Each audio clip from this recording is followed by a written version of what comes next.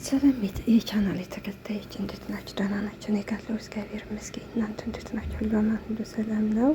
ዛሬ እንግዲህ ቤዛ ድራማ ላይ ይዤላችሁ መጥቻለሁ። እናንተም እስከ መጨረሻው ድረስ በቅንነት ተከታተሉ። ላይክ እያደረጋችሁ ባለፈው ክፍል እንግዲህ ሱራፌል እንግዲህ ዶክተር ሮቤል ጋር ይሄድና እንግዲህ በጣም ተናዶ ሉላ የሄቴን ገንዘብ ለማንም አሳልፌ አልሰጥም ስላለችው እንግዲህ ወደ ዶክተር ሮቤል ነበር ሄደውና ዶክተር ሮቤልም እንግዲህ አይዞህ የአባቴ ልጅ አትናደድ፣ እኔ ጋር የሆነ መፍትሄ አይጠፋም፣ ከእኔ ጎን ስለሆንክ እኔ መፍትሄ አላጣም ብሎ ነግሮን ነበረ። እንግዲህ ይሄ ዶክተር ሮቤል ተብዬ ሱራፌልም የአባቴ ልጅ እያለው ነው። ምናልባትም እንግዲህ ሁለቱ ወንድማማቾች ሊሆኑ ይችላሉ። ቤዛ በጣም ነው የምታሳዝነው። ሱራፌልን እንግዲህ አምናው ነበር ከበፊቱ ስህተቱ ተምሯን ብላ አምናው ቲጂንም አምናት ነበረ። ያው የሰው ልጅ ነው የማይሳሳት የለምና ሁለቱም ከስህተታቸው የተመለሱ መስሏን ነበር። ነገር ግን ትክክል አይደለም። ቤዛ አንድ ናት፣ ግን የቤዛ ጥላቶች በጣም በዝተዋል። አሁን ከቤዛ ጎን ያለው ዶክተር ሮቤል እና እንዲሁም የሉላ አክስት እንግዲህ ዘርፌ ብቻ ናቸው። ሌሎቹ ግን በጣም ሲበዛ ሆዳሞች ናቸው። ሳሮንና ሉሲ እንግዲህ አብረው ቁጭ ብለው እንግዲህ ሉሲ በጣም ነበረ ያዘነችው። ሳሮንም እንግዲህ ምን ሆነሽ ነው? እስኪ ተረጋጊ ስትላት እንዴ ባሌ እኮ ለመጀመሪያ ጊዜ ከውጭ ነው ያደረው ትላታለች። ሳሮንም እና ታዲያ ምን ችግር አለው ከውጭ ቢያድር ትላለች። ሆንም ምን እንደዚህ የምትሆን መቼም ከሴት ጋር አያድር ስትላት፣ ሉሲም ለእኔ ከሴት ጋር ቢያድር ይሻለኝ ነበር ትላለች። ሉሲ እንግዲህ ያስፈራት እንግዲህ ባለፈው ክፍል ባየችው እንግዲህ ከሱራፌ ይሄ ሳሚና ዶክተር ሮቤል እንግዲህ በጣም ነበር የተጣሉ። ለዛ ነው ምናልባትም ዶክተር ሮቤል አግቶት ይሆናል ብላ የፈራቸው። ጋቴ እኮ ያነ ዶክተር ተብዬው ይገለዋን ብዬ ፈርቼ ነው። ሳሮንም ኧረ እባክሽ የሰይጣን ጆሮ ይደፈን በይ ትላታለች። ነው በቃ ያችን ቤዛ በዛ በተረገመ ቀን አገኛት። ኤውሱ መከራና ስቃይ ያየ ጊዜ የእሷ ህይወት አደጋ ነው ሲባል የራሱን ህይወት ትቶ ለሷ ነው የሚሮጠው። ሳሮንም እንግዲህ ኧረ እባክህ ዝም በይ፣ ደግ ደጉን ብናስብ ይሻለናል። ይሽም እንዴ ያንን ዶክተር እኮ በዱላ ሲቀጠቅጠው ነበረ ወይ? ሁል ጊዜ እንደዚህ እየደበደበው የሚኖር ይመስልሻል እንዴ ትላታለች። እነ ጩናና የሰፈር ልጆች አብረውሽ ስለሆኑ ምንም ነገር አያመጣም ትላታለች እንግዲህ ሳሮን። ምክንያቱም እንግዲህ ሉሲ እንግዲህ የፈራችበት ምክንያት ምናልባት እንግዲህ ዶክተር ሮቤል አግቶት ይሆናል ወይም አንድ ነገር ያድርጎት ይሆናል ብላ ነው የፈራች። ድሮም እኮ እንደዚህ ብንተባበር ኑሮ እንደዚህ አይጨማለቅብንም ነበረ። ሲም እንግዲህ ለሳሮን እስኪ አንቺ ፍረጂ፣ ስልኩን እኮ አይሰራም፣ እኔ ሌላ ጭንቀት እያለብኝ አንቺ ሌላ ጭንቀት ትጨምርብኛለሽ እንዴ? ይዛ እኮ ለእኛም እህታችን ናት። ስለዚህ ሳሚ ብቻ ሳይሆን እኛም ልንረዳት እንችላለን። እዛ ላይ እኮ አሁን ላይ ምን አይነት ሁኔታ ላይ እንዳለ አናውቅም። ቆይስ እሺ የኔስ ጭንቀት እኔ ምንም ብሆን የሚረዳኝ የለም እንደ እያለ እንግዲህ ሉሲ ታለቃቅሳለች። አሸበረ የተባለ የተረገሰ ሰውዬ አያቴን ሉሲን ወልደሽ ካላመጣሻት እያለ እያስጨነቃት ነው። እና ታዲያ እኔን ማንም አይረዳኝም? እስኪ ንገሪኝ። ሳሮንም እንግዲህ በተረጋጋ መንፈስ ቆይ አገሩ ላይ ህግ የሚባል ነገር የለም እንዴ ትላታለች። አሸብር የሚባል ሰይጣን ህግ የሚባል ነገር እሱን አያግደውም።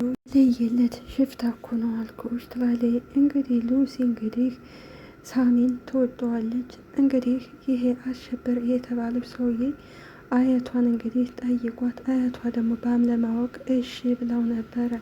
አሁን ሉሲ ጠፍታ ወደ ሳሚኔ ስትመጣ እንግዲህ ይሄ አሸብር የተባለ ሰውዬ ሉሲን ሀላገባው እያለ ነው። ሳሚ ደግሞ እንግዲህ እኔ እያለው ማንም አንቺን ሊያገባሽ አይችልም፣ ስለዚህ የቤዛን ጉዳይ እንጨርስና ወደ እሱ እንሄዳለን ብሏል ነበረ።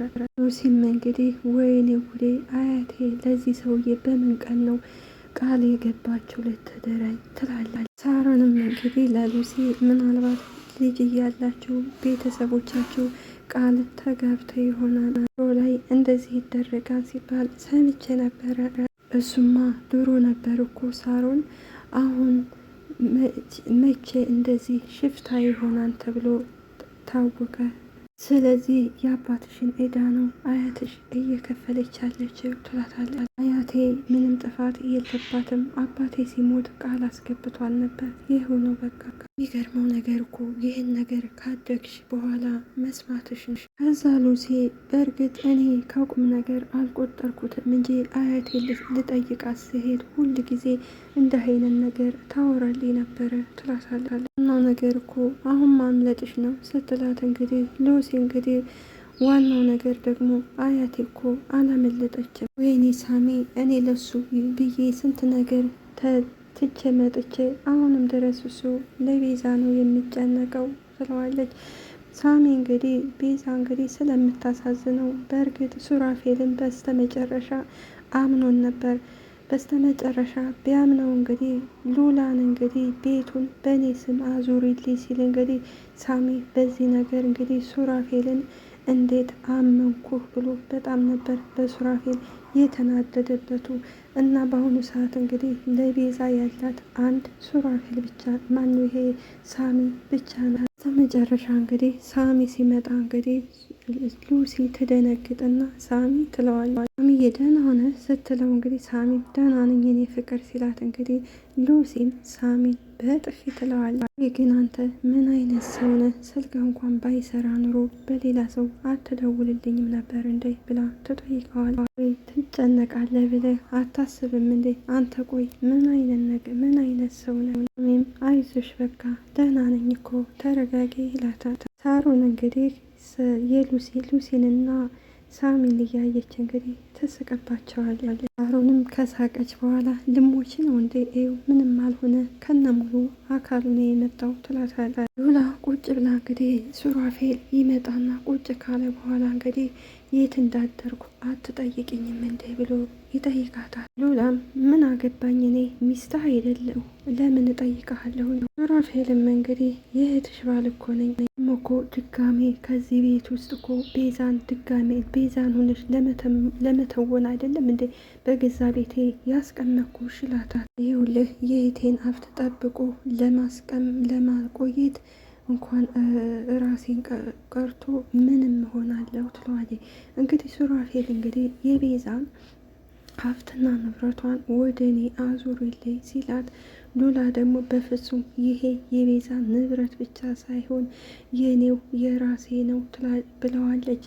እንዲሁም ደግሞ ዘርፌ አክስቷ ገንዘብና ያለውን ገንዘብ አንቺ ልታዞሪው በስማቸው ቤዛ ምን የምትልሽ ይመስልሻል ስትላት እንግዲህ ሉላም እንዴ ምን ትላለች ዋናዋ እኔ ካገኘችኝ ስትላት እንግዲህ ዘርፌም አይ አትመኛቸው በፍጹም የእህትሽን ሀብት ወደ እነሱ ማዞር የለብሽም ብላ እንግዲህ መክራን ነበረ። ቆይ እኔ ያልገባኝ ነገር ግን እንዴ ስስቴ የምትቃየረው ለምንድን ነው? አንዴ ዶክተሩ ጋር አንዴ እኛ ጋር የምትሆነው ለምንድን ነው ግን ሚናህን የማትለየው? እኔ ሚስቴ ወደ ቤቷ እንድትመለስ ጣርኩ እንጂ መቼም ቢሆን ከዶክተሩ ጋር አንድ ሊሆን አልችልም ይላል። ይሄ ሱራፌል የሚባል እኛ ጸባዩ ተቀየረ ጥሩ ሆነ ስንል እሱ ግን እንደ ስስት ያው ከዶክተር ሮቤል ልንለየው አንችልም። ቢያንስ መቼ ቤዛ ያለችበትን ቦታ ያውቃል። ስለዚህ ቤዛን ማምጣት ይችል ነበር። እሱ ግን አይፈልግም። በእርግጥ መጨረሻው ምን እንደሚሆን አናውቅም። ቤዛም ሉላም እንግዲህ እኔ መቼም አንተን ቢሆን አላምንህም ሱራፌል ትለዋለች። እንግዲያውንስ ያን ዶክተር እኔን የመግደል ሙከራ ስንቴ እንዳደረገብኝ ሂጅና እነሳሚን ጠይቂያቸው። እንግዲህ ትሰማኛለህ? እኔ አሁን ቢሆን የእህቴን ሀብት እንግዲህ ለማንም ቀመኛ አልሰጥም ትለዋለች። እንግዲህ እንደ ገመት ነው ሱራፌልና ዶክተር ሮቤል እንግዲህ ወንድማማቾች ናቸው። ሱራፌልም እንግዲህ እንደምንም ብዬ የቤተሰቦችን ሀብትና ንብረት በእጄ አስገባለሁ ብሎ እንግዲህ ለዶክተር ሮቤል ቃል ገብቶለታል። እና እንግዲህ እሺ በአንቺ ሀሳብ ተስማምቻለሁ፣ እስካሁንም ድረስ አንቺ ማመን ነበር ይላታል። እንግዲህ ሱራፌል አሁንም እያስመሰለ ነው።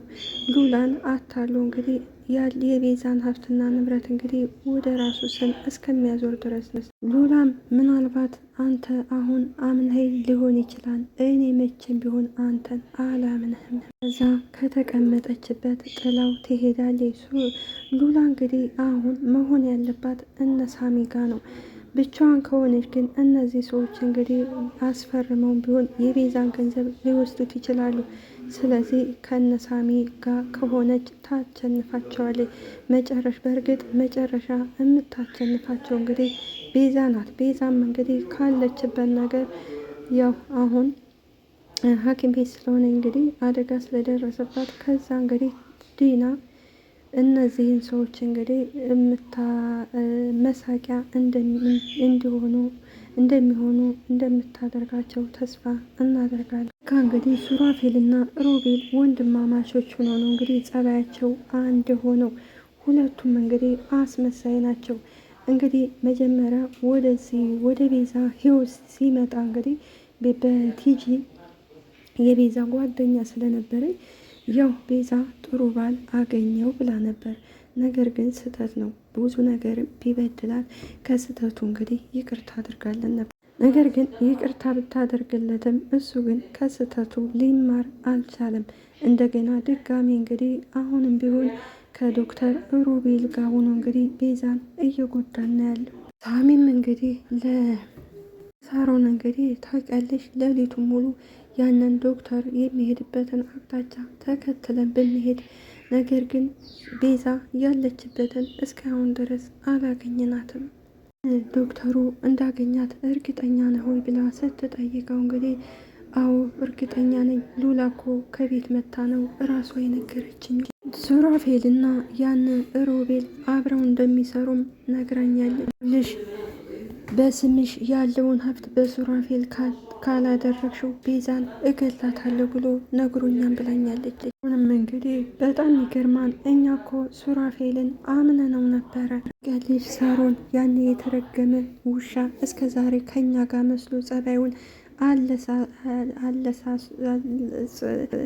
ለስላሳ አድርጎ እንደ ውሻ ለካ ሲጠቀምብን ነበረ። ይህ በጣም የሚገርመኝ ሱራፌል ይቀየራን ብዬ አንድ ቀን አስቤ አላቅም ይላል። አዎ አንዳንድ ሰዎች እንግዲህ አብረው ከጎናችን ሆነው እየበሉ እየጠጡ ጸባያቸውን አሳምረው፣ ነገር ግን ጥሩ ሰውና የዋ መስለው በጎን ደግሞ ለእኛ ውድቀትና እኛ እንድንወድቅ የሚጥሩ ሰዎች ናቸው። ከእንደዚህ አይነት ሰዎች ደግሞ ፈጣሪ አምላክ ይጠብቃል። ሉላ ግን የሚፈልጉትን ነገር የምታደርግላቸው ይመስልሃል? ያው ሁሉ ነገር የሚወሰነው በእሷ ስለሆነ። ሳሚም እንግዲህ እኔ ነግሬያታለሁ፣ የእህቷን ሀብት በአግባብ እንድትጠብቅ ነግሬያት ነበረ። ስለ ሱራፌልም አረመኔነት በደንብ አስረድቼ ነግሬያታለሁ። ግን እኮ ደግሞ ስለ ሉሲ ማሰብ አለብህ። በጣም እኮ እየተጎዳሽ ነው አሮን። ስለ ሉሲ ማሰብ ብዬ እኔ ቤዛን መተው አለብኝ እንዴ ይላታታል። ታውቂያለሽ አይደለ የዛችን ሚስኪን ነፍስ ለማትረፍ ምን ያህል እንደለፋውኝ። ከዛ ሳሮን እንግዲህ በኋላም ቢሆን የደረስኩት ነገር ግን ሁሉን ነገር አውቃለሁኝ። መጨረሻም እኮ ቢሆን ለዛ ከሃዲ እምነቷን ሰጥታው ነበረ። አሁንም ቢሆን ለገንዘብ ብሎ እንደ ከዳት እንኳን አታውቅም። እዛ ሳሮን እረሷ ብቻ ደህና ትሁን እንጂ ሌላው እዳው ገብስ ነው ትለዋለች። እውነቴን ነው የምልሽ ቤዛ፣ አንድ ነገር ብትሆን ያነ ዶክተርንና ሱራፌልን አንገታቸውን በጥሼ ነው የምጠላቸው። እዛ ሳሮን እንግዲህ እረ እስኪ ተረጋጋ ስትለው እንግዲህ ሳሚን አይ መረጋጋት አልችልም፣ እንዴት ነው እምረጋጋው ሲላታት፣ ጦርነት ውስጥ ገብተዋን አይደለን? ስለዚህ ግልጽ የሆነ ጦርነት ውስጥ እንገባለን፣ ማን እንደሚያሸንፍ ከዛ እናያለን ይላል። ከዛ ሳሮን ለሉሲ ማሰብ አለብህ ስትለው እንግዲህ ሳሚም እሷ ከዚህ አርፋ ከተቀመጠች ማንም ሊነካት አይችልም እኔም እኮ በእሷ ቦታ ብሆን ማሰብና መጨነቄ አይቀርም ስትለው እንግዲህ ሳሚን እና ታዲያ ምን ይሁን ነው የምትይ? ቤዛ በዚህ አይነት ሁና ቤዛ እንደዚህ ሁና ስለዚህ ቤዛን ተዋት ነው እንዴ የምትይኘው? እኔ ያልኩ ስለ ኩቻ አስብ ነው ያሉ። ከዛ መንጋጋ እንግዲህ መንጋጋ ሰውዬ አመልጣ እንደመጣሽ ደግሞ እንዳትረሳ። ይኸውልሽ እኔ የሰጠሁት ሰዓት ስላለቀ ያንን ዶክተር አንቄ አናዝዤ ቤዛ የት እንዳለች ማወቅ አለብኝ ይላል። ሳበዛው ኩቻን መደገፍ ልጀምር ነው ትለዋለች። እኔ ስለ ኩቻ እያወራው አንተ ስለ ዶክተሩ ታወራኛለህ እንደ ስትለው እንግዲህ ሳሚም እንግዲህ ሳሮን ቤዛን እኔ አንዴ ላገኛት እንጂ ካገኘኋት በኋላ ወደ ኋላ አልዞረም ይላል። ሉሲ እንግዲህ ወደ እነ ቤዛ ቤት ትሄድና ቤዛ ሉላ ነይ ማንኛችን ነይ ያናግረኝ ስትል እንግዲህ ሳሚ እንግዲህ ማለት ሱራፌል በሰላም ነው ሉሲ ሲላት ምን ሰላም አለ እናንተ ትለዋለች። ሉሲ አሁን ገና ነገር አበላሸች። ሉላ መታና ምንድን ችግር አለ ስትላት እንግዲህ ሉሲም እኛ ከራሳችን በላይ ብዙ ችግር አለብን፣ የእናንተን ችግር ልንጨምር አንችልም ትላታለች። ሁለት እህታማማቾች ልጁን ምን አድርጉ ነው የምትሉት? የራሱ እኮ የሆነ ህይወት አለው ትለዋለች ስትላት እንግዲህ ሉላም ኧረ እባክሽ ተረጋጊ ሉሲ ትላታለች። እንዴት ነው የምረጋጋው? አንቺ መተሽ በተናገርሽው ንግግር ነው ሂዶ ሊጋደል የነበረው ትላታለች። ሉሲ አሁን ገና ጥፋት ነው ያጠፋችው። ምክንያቱም እንግዲህ ሱራፌል እንዳትናገሪ ብሎ አስጠንቅቋን ነበር። ፌልም እንግዲህ እያስመሰለ እንደዚህ አትበይ ሉሲ፣ በእኔም በሳሚ ቦታ በሆን እንደዚህ ነው የማደርገው ይላታት። ውሻ ሚስቴን አግቶ የቤዛን ሀብት ለመውረስ አስቦ ነበረ። ሉሲም እንግዲህ አሁን ደግሞ የዶክተሩ ደጋፊ ሆንክ፣ እኔ ግን ስልችት ያለኝ ነገር የእናንተ ማስመሰል ነው። ሱራፌልም እናንተ እኔን አላመናችሁኝም ሲል እንግዲህ ሉሲም እሱን ሂደህ ሳሚን ብትጠይቀው አይሻልም ትለዋለች። አሁን እኮ አንተም ቢሆን የእሱ ጥላት ነህ። በመጨረሻ ሳሚና ሱራፌል ይገናኛሉ። ቤቱን በራስ በስምህ ካደረገችልህ በኋላ ሀብቷን ከዛ በኋላ እኩል በኩል ልትካፈል ነበር የምትፈልገው አይደል? ሌላው ሱራፌልም እንግዲህ እና ይህን ሁሉ የምታደርግልኝ ሴት እንዴት ነው ልጉዳት የምችለው ይለዋል። ነገሩማ የተበላሸው መሀል ላይ ነው። ያቺ ቲጄ የተረገመ ሉላ የምትባለውን ሴት ይዛ መታ እድህን ሙሉ ለሙሉ አከሸፈች በሀይደል ይለዋል። እስከዛ ድረስማ ሁሉም ሰላም ነበረ ላንተ ሳሚ። ይህን የማይረባህን ወሬህን ትተህ ይልቅንስ ቤዛን ከዚህ አውሬ እናድናት ይለዋል። ሲለው እንግዲህ ሳሚም እንግዲህ ለሱ አንተ አታስፈልገኝም፣ አንተን እርዳታ እኔ አልፈልግም፣ ስራ የጀመርኩት ብቻዬን ነው፣ ስለዚህ እኔው ራሴ ብቻዬን እጨርሰዋለሁ። ፌልም እንግዲህ ወደ ሳሚ ጠጋና እባክህ ሳሚ ሲለው እንግዲህ ሳሚም እንዳትጠጋኝ አትነካይ ብያለሁ፣ አሁን ራሱ እያስመሰልክ ያለው ድራማ ነው መሆኑን በምን ላረጋግጥ ሲለው እንግዲህ ሱራፌልም በምን ላረጋግጥልህ ይለዋል። እንግዲህ ይሄ ዶክተር ሮቤል እንግዲህ ያው ተመትቶ ወድቋል። ይልቅ የስራ አጋርህን ሲነሳ ንገር፣ የመጨረሻዬ ማስጠንቀቂያዬ ነው ብለህ ንገር። ዛን ካስቀመክበትና ከደበክበት ቦታ እንድታወጣ ብለህ ንገር። ኛውና የወደቀው አውቆ እንደሆነ አውቃለሁ ይልና እንግዲህ ሳሚ ጥሏቸው ይሄዳል። እውነትም ሳሚ እንዳለው እያስመሰል ስለሆነ እንግዲህ ሳሚ ከሄደ በኋላ እንግዲህ ሱራፌል ተነስ ሮቤል ሂዷን ይለዋል። ሱራፌልም በጣም ጎዳሁ እንዴ ሲለው እንግዲህ አንተ የበፊቱን ቂምህን እየተወጣ ነው እንዴ? በጣም እኮ ነው የመታኸኝ ይለዋል። እባክህ ተረጋጋ ይለዋል። እንግዲህ ዶክተር ተብዬውም እንግዲህ ይልቅስቅስ እስካሁን ከስራችን ሊጠፋ አልቻለም አለ ቅድም ግንባሩን ብዬ ቢደፋው ሲል እንግዲህ ሱራፌልም እንግዲህ እስኪ ተረጋጋ፣ እንደዛ ከምናደርግ ልቅ ወደ መፍትሄው ብንገባ ይሻላል ይለዋል። ቤዛ እንዴት ና ሲለው እንግዲህ ዶክተሩም አንድም በፍጥነት ደውዬ የነገርኩ ስለ እሷ ላወራ ነበረ። ሱራፌልም እንግዲህ ምንድን ልትነግረኝ ነው? ቤዝዬ ደህና አይደለችም እንዴ ይለው። አሁን ሙሉ ለሙሉ በሚባል ደረጃ ነቅታለች ይለዋል። ሱራፌልም እንግዲህ የምርህን ነው ቤዝዬ ነቅታለች ይለዋል። በእርግጥ ቤዛን ሱራፌል ቤዛን ያፈቅራታል። ነገር ግን ሀብት ንብረቱን አውቆ ከሉላ እንግዲህ በሱ ስም ሊያዞር ይፈልጋል። ይህን ያደረገበት ምክንያቱም እንግዲህ ወደ ዶክተሩ እጅ ከመግባቱ በፊት እንግዲህ የቤዛን ንብረት ማለት ሊጠብቅላት ሊሆን ይችላል፣ አይታወቅም። ብቻ ከአስመሳይ ሰዎች እንግዲህ ፈጣሪ አምላክ ይጠብቀን እላለሁ። እንግዲህ ሱራፌል እስከ ዛሬም እያስመሰለ ነበር። በመሀል ላይ ደግሞ አፈቅርሻለሁ አለ።